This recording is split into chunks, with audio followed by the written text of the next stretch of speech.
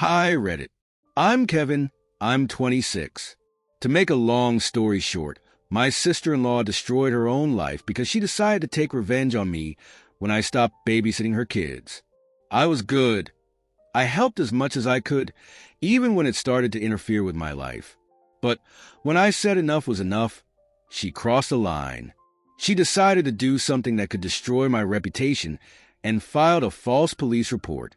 But instead of destroying me, she destroyed herself. It all started with a call from Amanda. As soon as I saw her name on the screen, I knew what she wanted. I had been trying to avoid her for a week, because I knew she would again demand that I sprinkle ashes on my head and drop everything to babysit her children. She called again and again, and then the messages started coming. Kevin, I need to leave the kids with you for the weekend. A few minutes later, are you serious? Is it hard for you to answer? And after a few more, I'm not joking. I have things to do. Come on, be an adult. I rolled my eyes. I knew that if I didn't answer now, I'd get a dozen more similar messages. I sighed, picked up the phone, and finally answered. Amanda, I can't. I have serious health problems right now. I need to rest. She answered in less than a minute. Don't make this up. I saw you go out to the store. So everything is fine. Why have you become so selfish? I gritted my teeth. My job allows me to work from home, so I hardly ever go out. The only thing I do is go to the grocery store and sometimes meet up with friends. But according to Amanda's logic, if I can buy myself some bread, I can stay with her kids all day. I took a deep breath and dialed her number. She picked up the phone before the first ring. Oh, finally, she began. Amanda, I didn't let her finish. I said no. She stopped talking. What? I'm not babysitting your kids anymore. I told you I have health problems, but you don't care. Everyone has problems, she exploded. But you know what? I have a life too, and I can't just give up everything like you and sit at home. I laughed with anger. Really? Are you kidding me? Working from home doesn't mean I'm not busy. This is not work, she snapped. I felt something inside me break. Okay, if that's what you think, then don't come to me anymore. I heard her surprised silence, and then she hung up. I thought that was the end of it. I was wrong. 2 days later, they started pounding on my door. Not knocking. They were pounding. I jumped up, opened the door, and there were 2 cops standing in front of me. My heart froze. One of them took out a notebook. Are you Kevin last name? Yeah. What happened? The second cop looked at me as if I was already guilty. We received a report of child neglect and a dangerous environment for children. We need to talk. My face lost color. I'm sorry, what? I'm literally at a loss. Is there some kind of mistake? But no. I immediately realized who did it. Amanda. She really did it. I slowly stepped aside. Okay, come in. They checked the apartment. It's empty. No sign of the kids. No toys, no children's things, nothing. The cops looked at each other. You live alone? Yes. And I've never left anyone here unattended. One of them turned a page in his notebook. You said you don't look after children? I let out a nervous laugh. I used to, but I won't anymore. Amanda plied because I turned her down. One of them looked at me more closely. Can you prove it? I took my laptop and opened my browser history, delivery receipts, even correspondence with Amanda, where I wrote that I could not babysit. The police looked at the evidence. One of them sighed. Well, it looks like you've been lied to. I watched them look at each other and realized that they were angry too. So what now? I asked. One of the cops thought about it. We'll talk to Ms. Taylor. If she lied in her statement, she could be in trouble. I breathed a sigh of relief. Good. They left. I closed the door and leaned back against it. I could not believe that she really did it. But then I did not know the main thing. This story was just beginning, because her lies were about to destroy her own life. I hardly slept that night. My mind was racing with thoughts of how far Amanda had gone, She actually called the cops because I refused to be her free babysitter. This is no longer just resentment or anger. This is an attempt to destroy my life. I opened my phone and looked at the last message from my brother, Nate. It was short. What the hell is going on? I didn't answer it that night. But in the morning, as soon as it was light, Nate called himself. Kevin, explain this to me. Amanda said that you allegedly left the children alone and the police were investigating? I laughed. Out of anger. Are you kidding me? I'm telling you seriously. Your wife is a lying manipulator. Nate stopped talking. She said it was just a misunderstanding, that she'd exaggerated because she was annoyed. I rolled my eyes. She lied to the police, and now it's a misunderstanding. Nate, open your eyes. She was trying to set me up. He choked. Shit, Kevin, I don't know what to do. I frowned. Oh, I'll tell you what to do. She has to issue a formal apology. Otherwise, I'm filing a formal libel suit. Silence. I'll talk to her. I cut off the call and threw the phone on the couch. It was not over yet. The next day, when I started to return to my normal life, things got even worse. I received a call from a policeman who came to my house at the time. Mr. Last Name, we have an update on your case. What case? We spoke to Amanda Taylor. She didn't change her story. I froze. What? She insists that you left her children alone, that you have unsafe living conditions, and that you have been aggressive. My fingers dug into the table. Are you kidding me? We're going to have to officially file a case. I was overcome with anger. She's lying. I have proof, and we've seen it. But until she changes her statement or you file a counterclaim, this will drag on. I gritted my teeth. All right then, I'm filing a counterclaim. I could already see how it was going to turn against her. But what Amanda didn't know was that things were about to explode. The next morning I got a text from Nate. I can't take this anymore. We'll talk tonight. I knew he was broken, and I understood why. Amanda had thrown their family into chaos. Nate came to me that evening with red eyes. She doesn't want to admit that she did anything wrong, Kevin. She says you set her up. You know that's bullshit, right? He sat down tiredly on the couch. Yes, but she says that if I take your side, she will file for divorce. I raised my eyebrows. What do you think you're going to do? He rubbed his face. I can't live with this anymore. I saw the end in his eyes. He had already given up. 2 days later, I received a message from him. I have filed for divorce. That was the last blow. And I realized that Amanda had finally gotten what she wanted. But the best part was yet to come.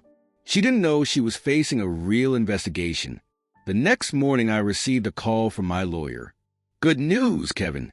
We've filed your counterclaim, and the police have opened a separate case against Amanda. I smiled. What does this mean? It means that she can now be criminally punished for making a false report. I imagined her face when she found out, and it was pure pleasure. It didn't seem like it was over yet, but her life began to fall apart before her eyes. Her husband left her. The police started an investigation, and now she was forced to answer for her actions. I sat down in my chair and exhaled. I finally knew that I would no longer be her victim, and now everything was just beginning. I didn't know what Amanda would do next, but I knew she wasn't the type to just give up. She has always been used to having her words taken as truth and her actions not questioned. But now the situation has changed. 2 days after I learned about the official investigation against her, I received a message from my brother. She wants to talk to you. Just once. I looked at the screen and felt myself shaking with anger. She wanted to talk? After everything? I dialed Nate. What the hell is this? She says she wants to find some kind of compromise. He sounded depressed. I laughed. So, when she called the cops on me and tried to destroy my life, she didn't think about compromise? Nate sighed. Kevin, just hear her out. I'm not saying you have to take anything, but she's panicking right now. She's panicked. That was comforting. But I agreed. I was curious what she would say when she finally realized that she had trapped herself. We agreed to meet at a coffee shop. I came early. I sat by the window and waited. 10 minutes later, she came in. She looked terrible. Dark circles under her eyes. A tired face. For the first time in all these years, she looked weak. She sat down across from me and took off her coat. "Thank you for coming," she said, avoiding my gaze. I did not answer. She folded her hands on the table and finally sighed. I know this has gone too far." I raised my eyebrows. "Are you serious?" She fiddled with the napkin in her hands. "I know I messed up, but you understand why I did it, right?" I almost exploded with anger. "Are you seriously trying to justify yourself now?" She raised her hands. "No, just listen." I gritted my teeth. "Okay, go ahead." She took a deep breath. "I've been stressed. Nate works long hours. I'm alone with the kids all the time. I'm not making excuses for what I did, but I really thought you were just putting yourself above everyone else." I snorted. "And that's why you decided to lie to the police?" She looked away. I thought if they just came and talked to you, you'd understand. I couldn't take it. You really thought calling the cops on me was talking." She turned pale. "I didn't mean for it to go this far." I sighed. "So what do we do now? What do you want?" She looked at me almost pleadingly.